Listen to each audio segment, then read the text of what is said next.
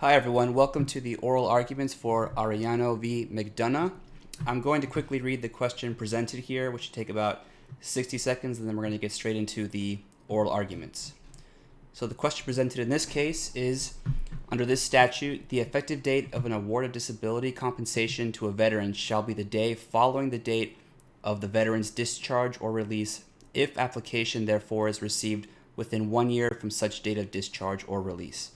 Veterans who miss this 1 year statutory deadline, even if because of a service-connected physical or mental impairment, are barred from recovering retroactive disability benefits, reaching back to their date of discharge. In Irwin, this court held that the same rebuttable presumption of equitable tolling applicable to suits against private defendants should also apply to suits against the United States. Despite this, an equally divided federal circuit held 6-6 that military veterans are categorically precluded from pursuing equitable tolling of the statute's 1 year deadline, regardless of the facts and circumstances of their individual cases.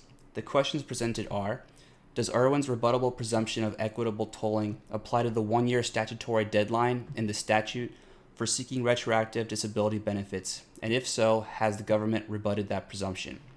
And if the statute is amenable to equitable tolling, is Mr. Arellano entitled to a remand so the agency can consider his particular facts and circumstances in the first instance?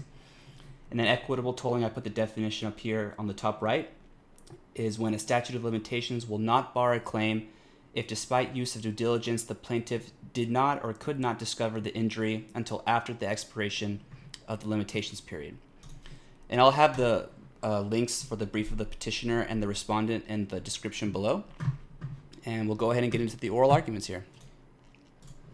We'll hear argument next in Case 21-432, Arellano versus McDonough.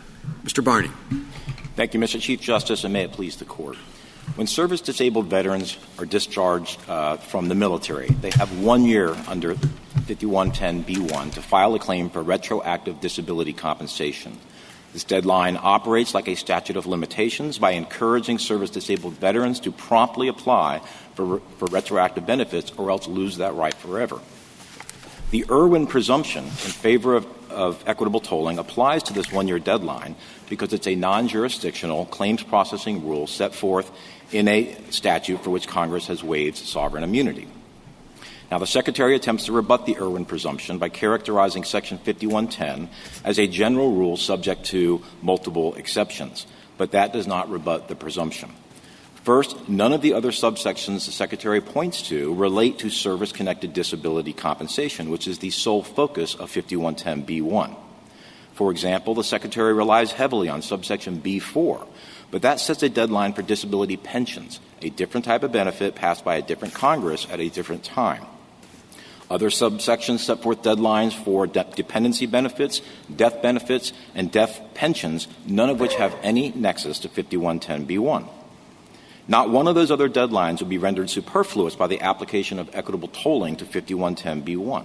So this is not a situation where the deadline in question already includes an exception, an express exception, that would be swallowed by the application of equitable tolling. Here there are 0 express exceptions to the 1 year deadline of 5110B1. Finally, even if we accept the Secretary's argument that Congress provided equitable exceptions elsewhere in 5110, that only strengthens the Irwin presumption for 5110B1, because unlike in those other subsections, Congress chose to remain silent for 5110B1, which is exactly what we would expect Congress to do if it wanted the general rule of equitable tolling to apply. And with that, I welcome the Court's questions. Counsel, I think it was wise of you to mention B4 in your opening, because I think that's the biggest hurdle you've got to get over. That is a situation where Congress specifically addressed tolling in a case of disability preventing a timely filing. Now, you say, well, that was only for disability pensions. It had nothing to do in your case as, of course, service-connected. But, at least they were addressing that particular issue, and it seems odd to me to have express I don't know what it's tolling, right, in the one provision, but another one which is the same sort of thing, the same question: does disability prevent you from filing? Not have that there. I guess I'd like you to expand a little further on the answer you gave just a moment ago. Thank you, Mr. Chief Justice. As you noted, B4 does not apply to the same type of benefit that's at issue here. It's important to understand that 5110 includes what I would just call a grab bag of different types of benefits that have been codified over the years into 5110. They were passed by different Congresses at different times, and B4 is a perfect example. That particular benefit comes from the 1970s and doesn't have any nexus to the benefit that appears in subsection B1, which dates back to at least 1958. So, first of all, they're different benefits. With respect to what presumption or what inference should we draw from the fact that Congress saw fit to include some sort of equitable exception in B4, the inference really should be the opposite of what you just suggested.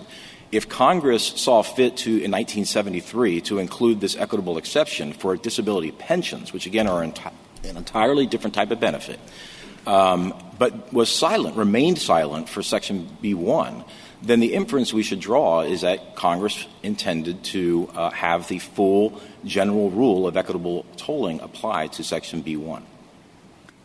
Counsel, I have a question, because you have set this up as whether or not we have a statute of limitations here, because you're trying to take advantage of Irwin and equitable tolling. But I typically conceive of statutes of limitations as having a funneling effect.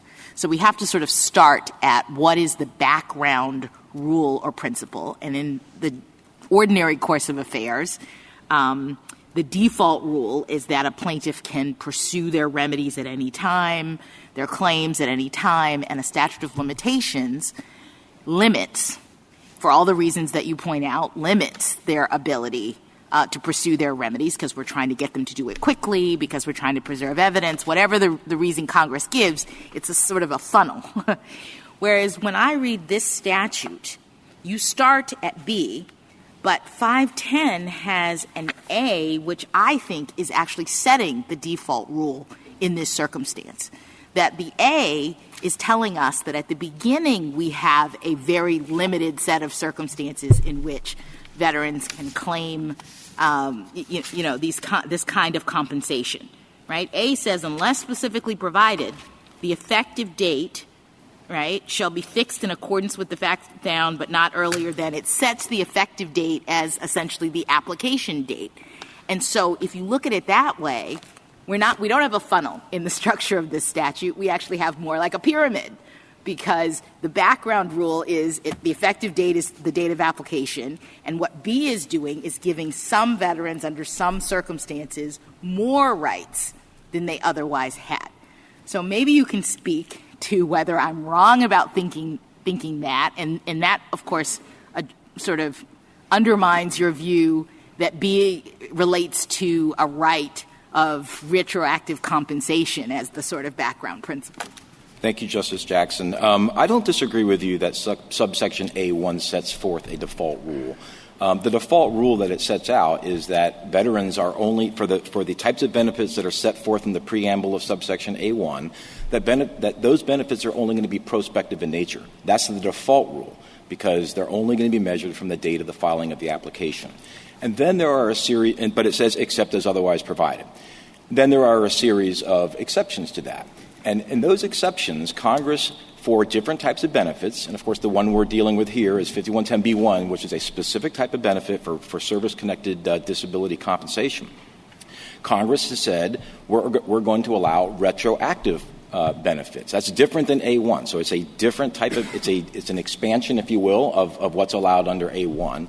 But to do so, you have to file by a certain deadline. But why is that a statute of limitation? If they are expanding the default, and they're doing so conditionally, we're expanding the default if you file in a certain way, I don't understand why that operates like a statute of limitation.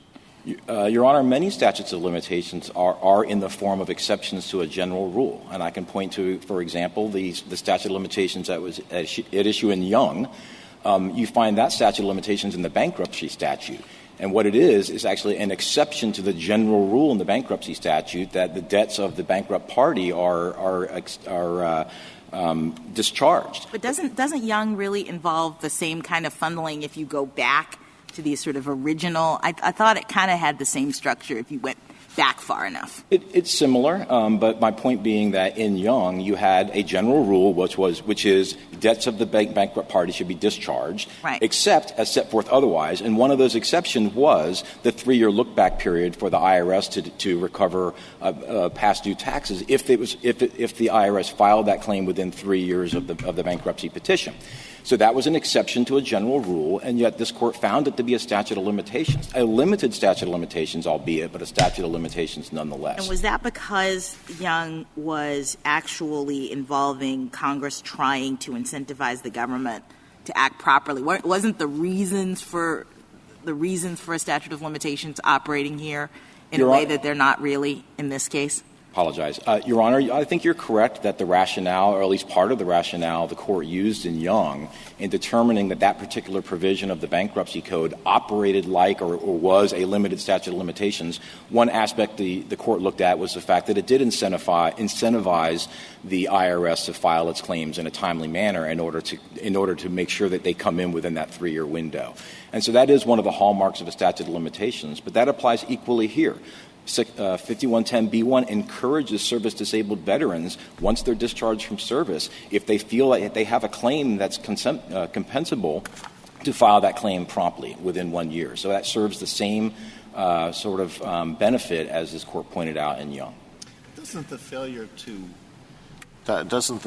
to satisfy a statute of limitations typically result in the loss of the ability to prevail on a claim and not simply the loss of the ability to obtain a certain kind of relief?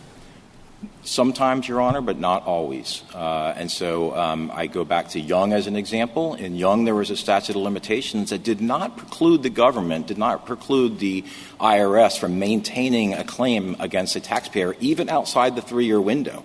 What it did was it eliminated certain advantages the government otherwise would have had, which is non-dischargeability and priority. But there was nothing about that particular statute of limitations that required the government to drop its claims, even if they were outside the 3-year window. As an example, the IRS could maintain a 4-year-old or a 5-year-old claim against a bankrupt petitioner.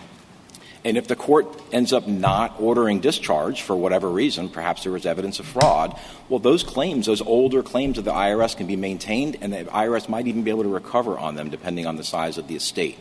That's just one example of a statute of limitations that did not completely cut off the ability of the petitioner or the claimant to maintain and even recover on the claim.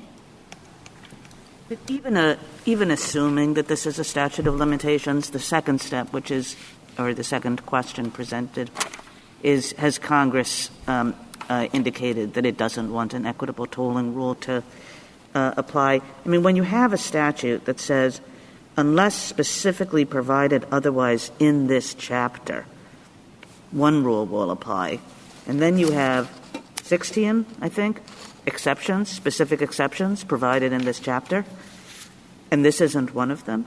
And so the thing that you want is a 17th thing, which is not specifically provided in this chapter? I mean, doesn't that language indicate that Congress didn't want a 17th thing?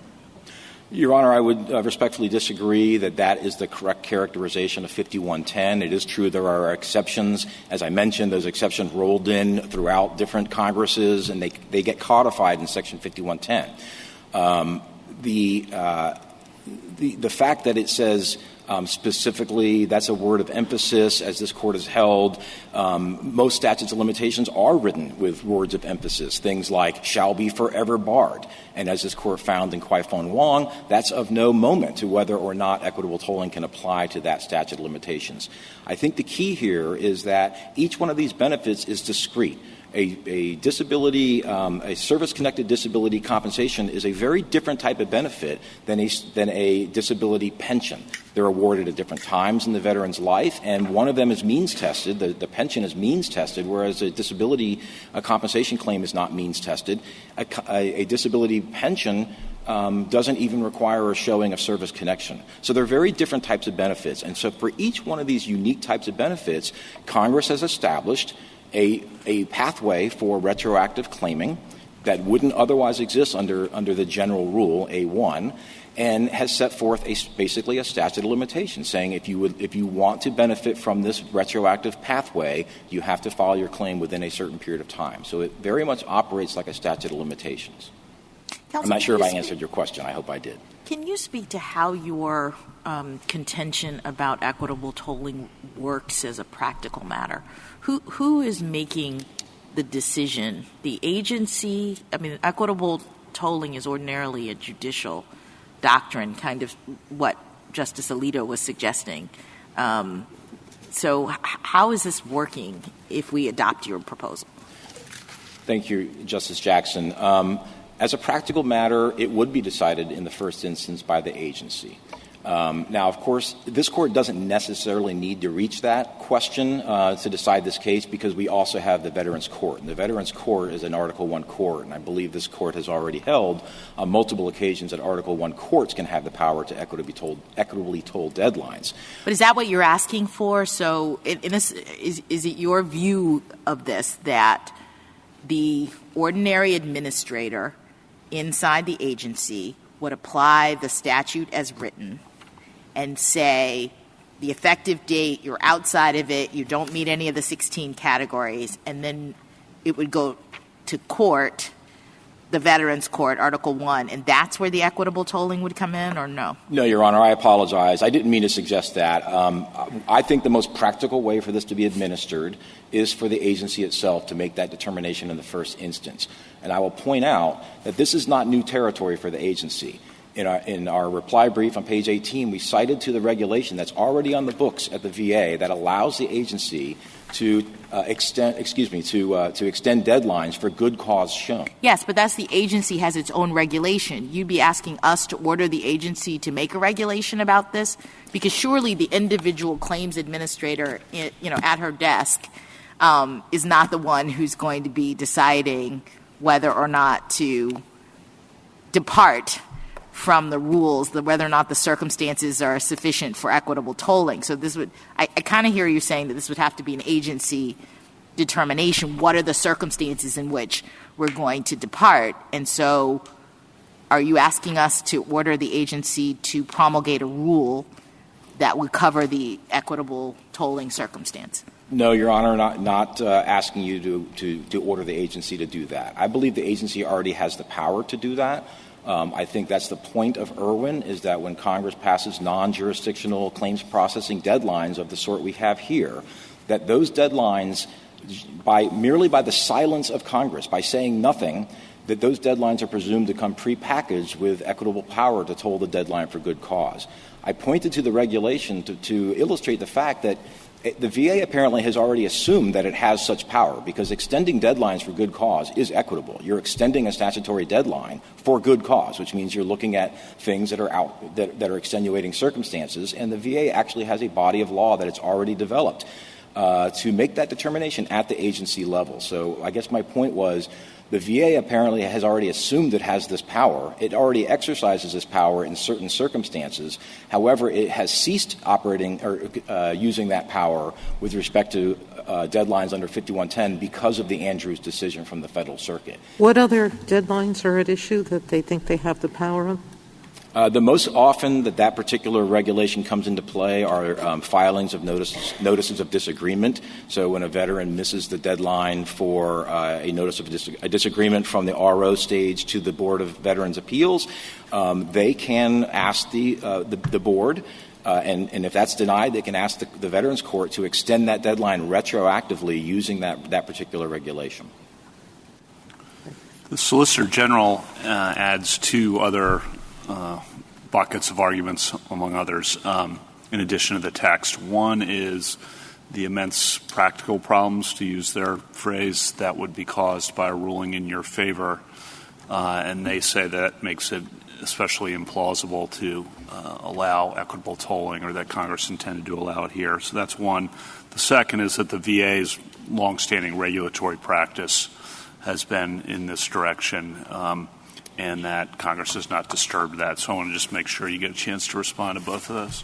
Thank you, Your Honor. With respect to the practical problem, We're certainly not dismissive of that argument. We understand that there's realities to every new change in the law or recognition of new opportunities for people to seek certain claims. But I think that in reality, the Secretary's assertion that this would cause a floodgate problem is overstated. And I can point to a few data points to sort of back that up. The first is, prior to the Andrews decision, which dates back to, I believe, 1990 or so, veterans were able to ask for equitable tolling, and some did, but it wasn't a floodgate. So prior to the Andrews decision, there didn't seem to be a floodgate problem. I've already mentioned that the VA has some equitable power to extend deadlines under the regulation that I noted, which is 38 CFR 3.109B, and we're not aware of any floodgate problem that has caused with veterans, breaking down the gates to request extensions of deadlines. There are some, but it's more described as a trickle. It's veterans who truly do have extenuating circumstances. And the last thing that I would point to on that particular point, Your Honor, is, of course, Article III courts and some Article I courts have the power to equitably toll deadlines. In fact, that's the general rule. Most deadlines in civil litigation are tollable, and I'm not aware that there's been a floodgate problem in the nation's courts with people breaking down the doors seeking equitable tolling. This court has a well-developed body of law that the Veterans Court and the VA can draw upon to determine when, given a set of circumstances, should equitable tolling apply. And this court has said that it should be applied sparingly. And we have no reason to believe that the Veterans Court won't follow that guidance. And so we expect this to be something that's applied sparingly, but in the cases where it's truly deserving, and for veterans who truly do deserve consideration of an equitable tolling claim, it ought to be available. Your second question had to do with the longstanding the fact that this regulation has been on the books and there's been a longstanding recognition of it. I'm assuming you're talking about the Andrews decision, Your Honor. Am I correct? So our response there is, as we explained in our brief, there actually was some disagreement, or there was not exactly a meeting of the minds, even among the judges who authored the Andrews decision, as to whether it actually served as a categorical bar to equitable tolling. Judge Newman, in a later dissent or concurring opinion in another case, Butler, made that point, that that's not what we meant in that decision. I think given that uncertainty, I think it would be not exactly correct to say that there was a settled understanding of both the Federal Circuit and Congress, for that matter, that equitable tolling can't apply to this particular deadline.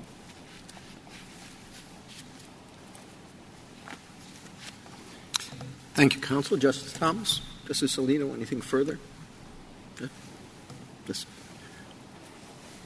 No? Thank you, Counsel. Thank you, Your Honor.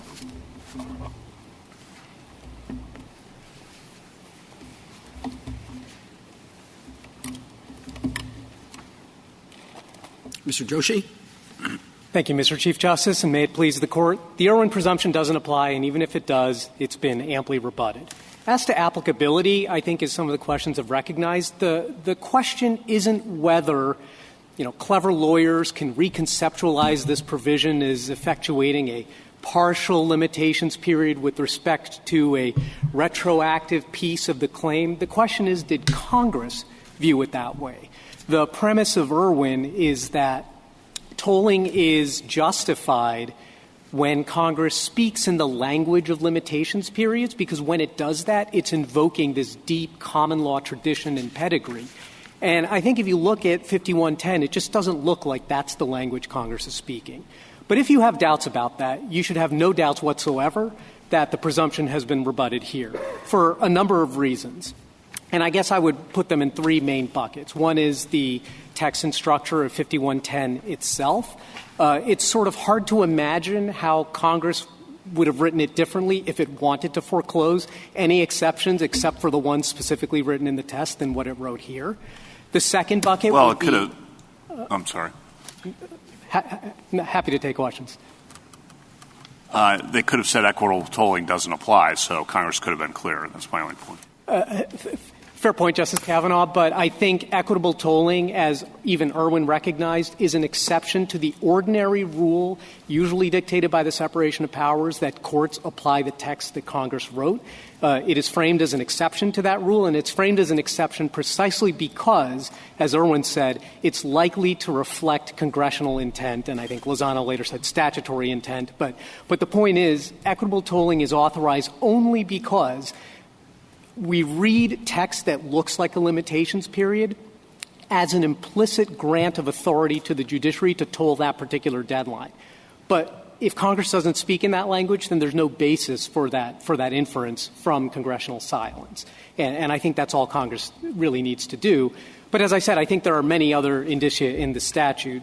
You know, as I said, the text and structure of 5110. The second bucket would be the text and structure of other statutes in the veterans benefits area, both past and present. And then the third would be some just practical realities, all of which suggest that Congress could not have intended equitable tolling here. So can you speak to my just how would this work in terms of your understanding of the petitioner's contention? Because you've said several times that we read the text of a statute that reads like a limitations period as an implicit authorization to courts that the idea of equitable tolling is permitted.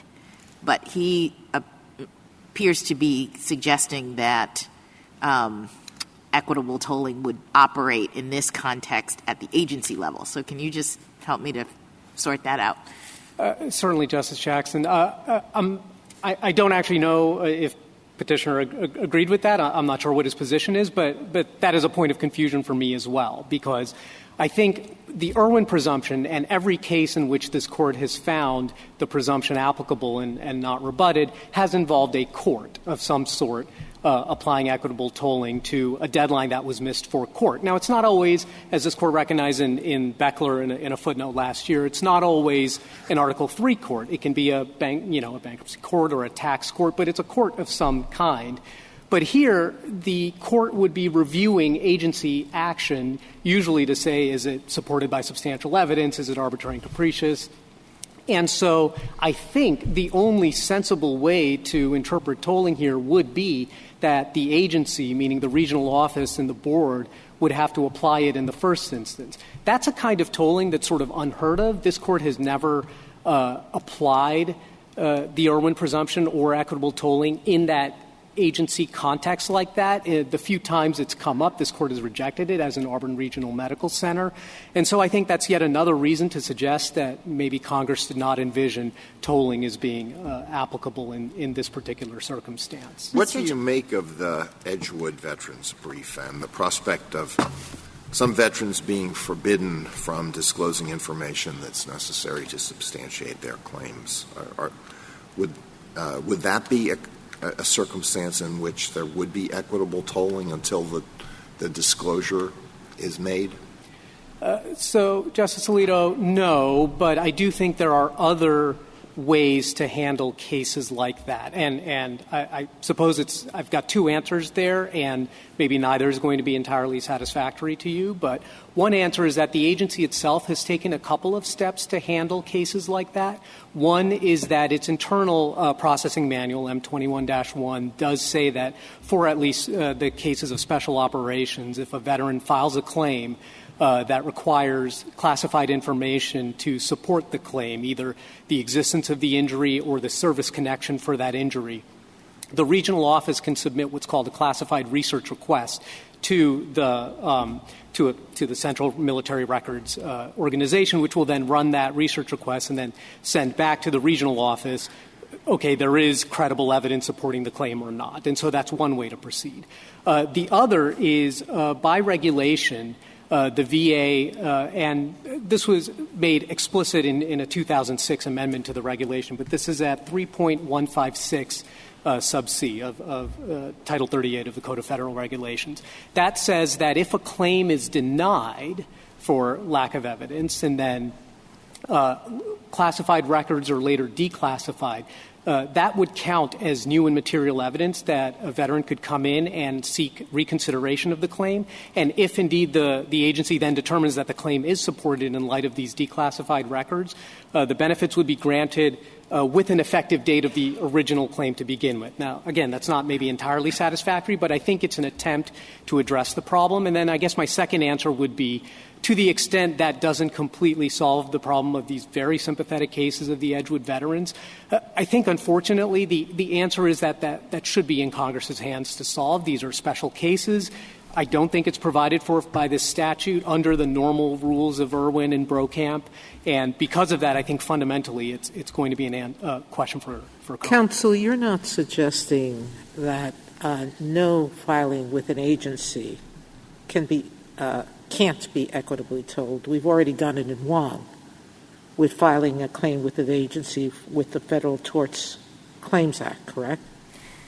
I disagree with that characterization of Wong, okay. Justice Sotomayor. I recognize your concurrence in Auburn Regional pointed out that you've never said you couldn't do that. Right. I think the majority pointed out that you've never actually said that. But in Wong, remember, it was a claim filed with the agency and it was untimely. But the question in Wong was not whether that filing with the agency could be equitably told. It was instead whether the failure to timely file it with the agency was a jurisdictional prerequisite for the case filed in court. Let's talk about why agency deadlines shouldn't be equitably told. First, assuming it's not this one, assuming it's subdivision L here, which entitles surviving spouses to benefits based on death or divorce if the application is filed within 1 year. Okay? So that sounds to me like a typical statute of limitations drop-dead date. You don't file within a year, you get no survivor's benefit. I disagree. You do get the survivor benefit when you file. It's just this is a kind of tolling rule itself in which if you file within a year, it's a grace period. If you file within a year of the triggering event, the agency by statute treats you as if you had filed on the date of the event. But if it takes you longer than a year and you file, you get benefits starting. So I thought, and I'll have to go back, that there are some cases below in which benefits haven't been given to spouses who filed late, that some courts have said this operates as a drop-dead date. Pardon the expression, okay? But you're conceding on behalf of the government that those decisions, if I'm right about them, if they exist, that they were wrong? So with respect, I'm not sure I'm aware of those decisions, so I don't want to comment on them. I'll have to look at them, okay. So you see all of those, like L and the one with dependent children that have to file within a year of turning 18, that all of those would still entitle both the spouse and the child to get benefits after the year. My understanding is that these exceptions to the default effective date rule in 5110 simply operate as grace periods, but they don't determine whether you're entitled to benefits at all. They determine only whether if you file within a year of a triggering event, as a grace period, we treat you as if you filed on the triggering event. So that's there may be, I fully concede, there may be other limitations to getting benefits that may or may not be fulfilled by a certain claimant, and those might involve time limits. I don't know. Some of them very well might. I do know, as Mr. Barney said, that the disability compensation and pension in B4 do not have a time limit of that. So basically you would accept Justice Kagan's point, which is we don't have to reach the first issue writ large of whether equitable tolling applies to agency deadlines in all or no situations.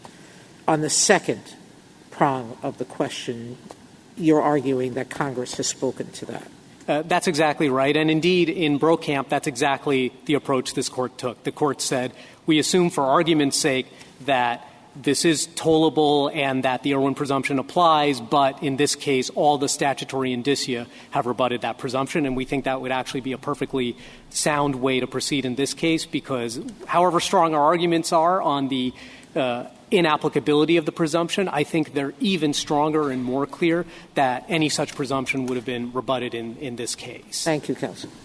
Just to put Justice Sotomayor's point, as I understand it, in slightly different terms, there is plenty of indication in the statute, arguably, to support your contention that the Congress specifically made clear no equitable tolling. Okay, I got that.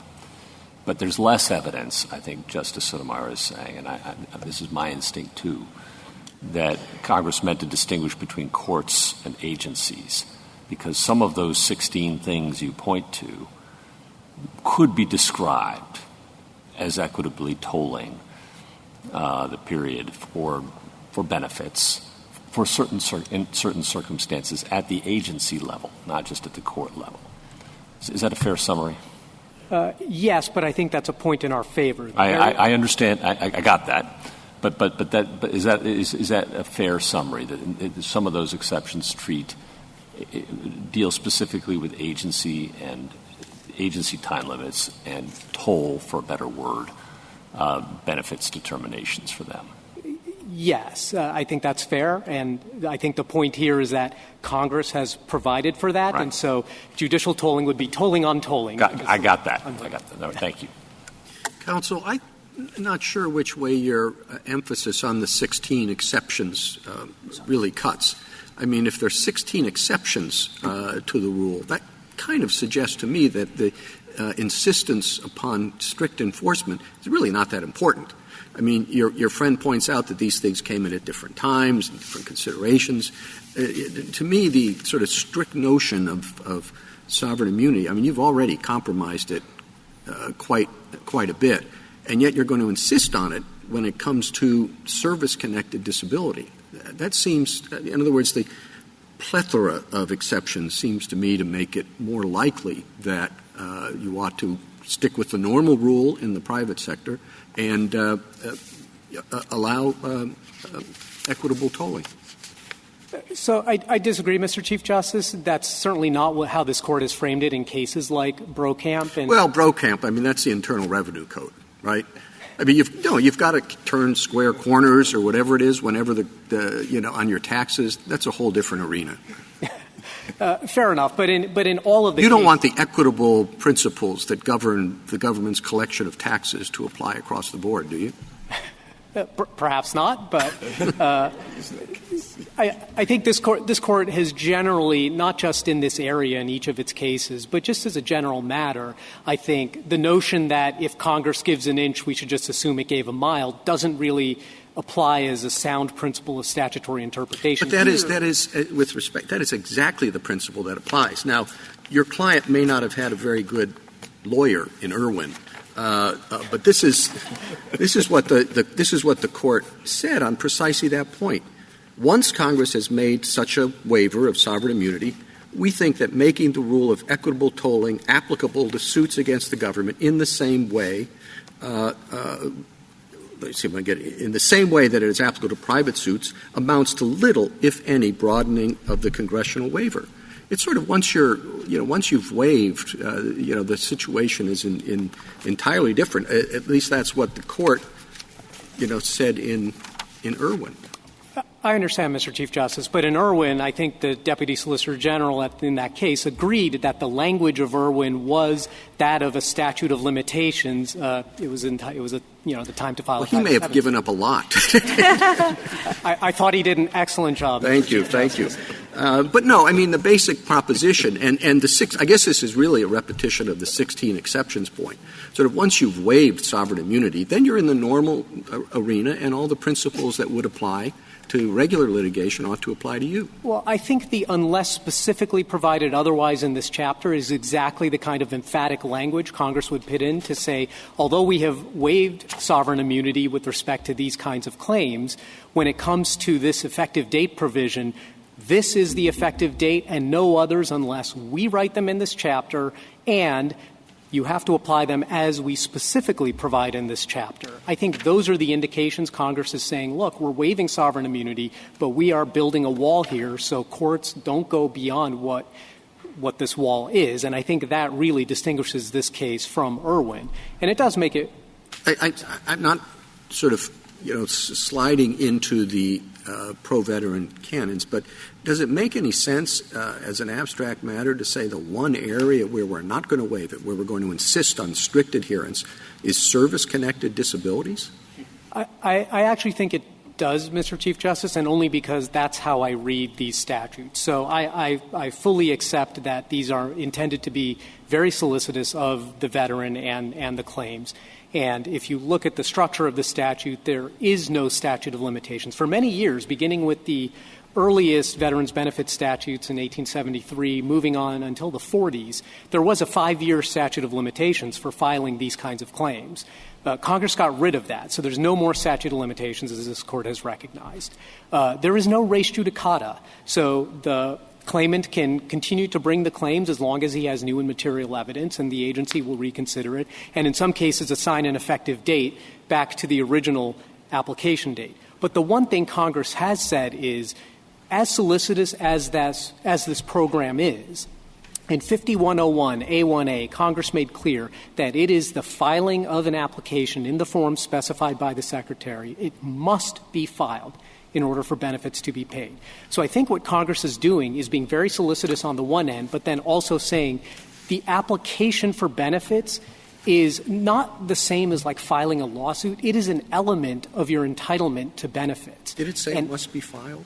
38 U.S.C. 5101A1A. It is the provision that says that an application must be filed for benefits to be paid. I'm afraid it's not in our statutory appendix in the brief. We cite only 5110. Well, we do cite 5101A1A in our brief. But I think the whole structure of the statute is set up to say it's the application that sort of triggers the entitlement to benefits in a way. That's when the agency's duty to help the claimants and provide information and help the claimant get the medical exams necessary to support the claim. That's when all of those duties kick in.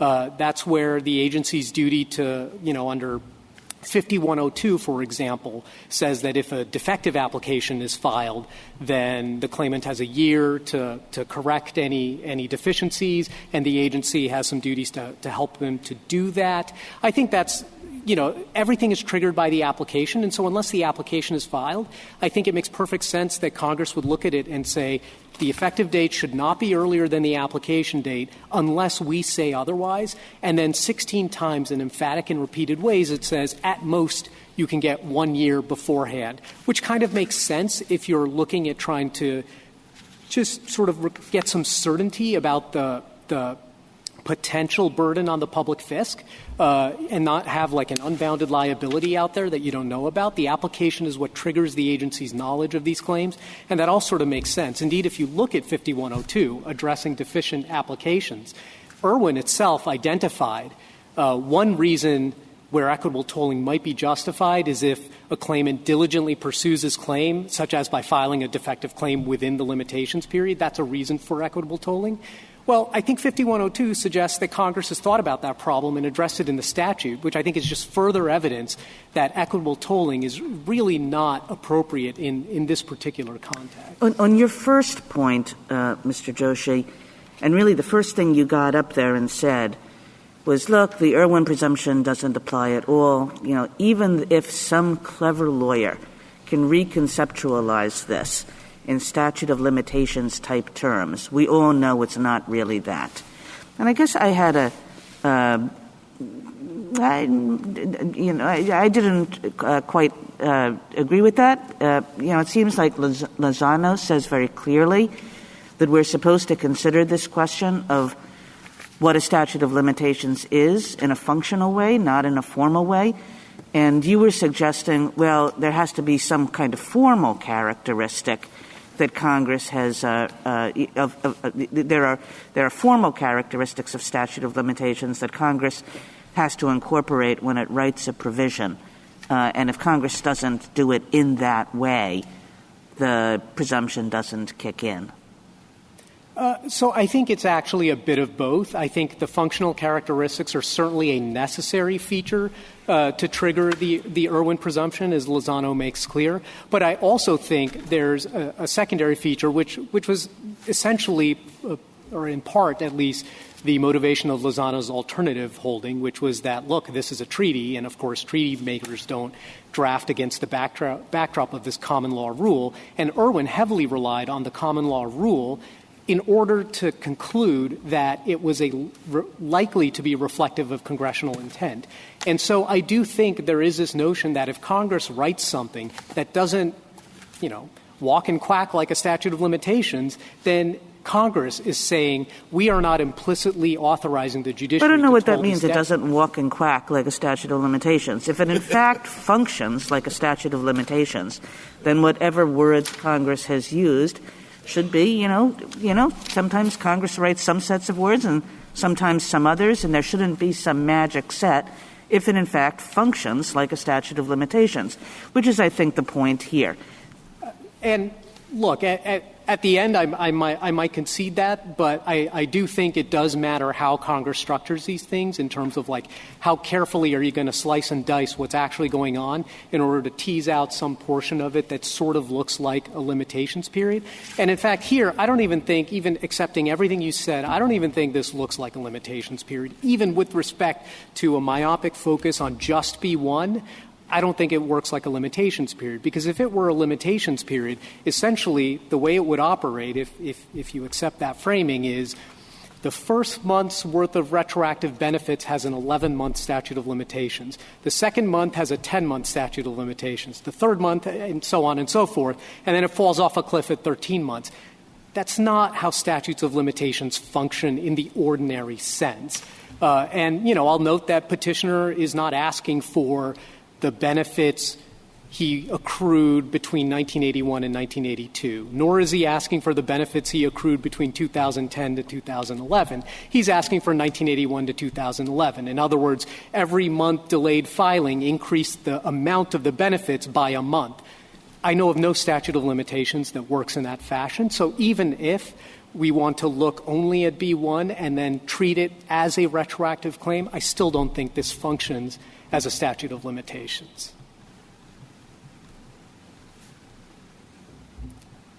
Unless the Court has further questions. Ms. Thomas?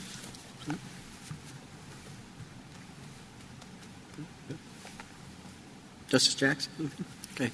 Thank you, counsel. A rebuttal, Mr. Barney?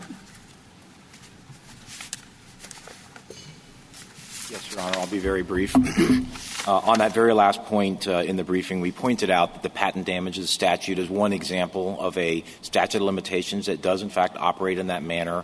It is true that that patent infringement is considered a separately accruing tort, but so, too, by analogy, is a veteran's disability, service-connected disability. Every month that goes by that veteran is service disabled, he or she is entitled to monthly compensation under the statute. So every month that goes by can be analogized to a separately accruing claim. I wanted to just circle back to one of the questions that Justice Sotomayor asked, and that had to do with whether statutes of limitations that exist at the agency level can be told, and you are absolutely correct, Your Honor. This Court has already ruled that such statutes of limitations can be told. Zipes is an example of that, and also the companion case to Kwai Fong Wong, which was June, had to do with the filing deadline at the agency level. I believe what my colleague on the other side was getting at in his response to your question was this Court has not yet addressed the question of whether the agency itself can toll one of those deadlines as opposed to a court reviewing the agency's action. And I believe that goes to your concurrence in the Auburn case, where you made the point that the Court has not yet said one way or the other whether that's the case. And I would just like to address that at a very high level. As Justice Gorsuch pointed out in his questioning, Congress clearly has the power to extend equitable powers to an agency. There's no question about that. And normally, we would expect Congress to do so explicitly. But in Irwin, there's one exception to that. And in Irwin, the exception is for non-jurisdictional claims processing deadlines, Congress need not be explicit about the grant of equitable power. It may do so implicitly. In other words, silence itself, it will be construed, absent evidence to the contrary, that Congress intended that particular deadline to come prepackaged with the equitable powers to toll it for good cause. And if that deadline is being directed to an agency, there's no reason to believe that that power doesn't extend to the agency. With that, unless Your Honors have any other questions, I don't have anything else. Thank you, counsel. Counsel, the case is submitted. All right, those were the oral arguments for Arellano v. McDonough, and I will see you in the next case.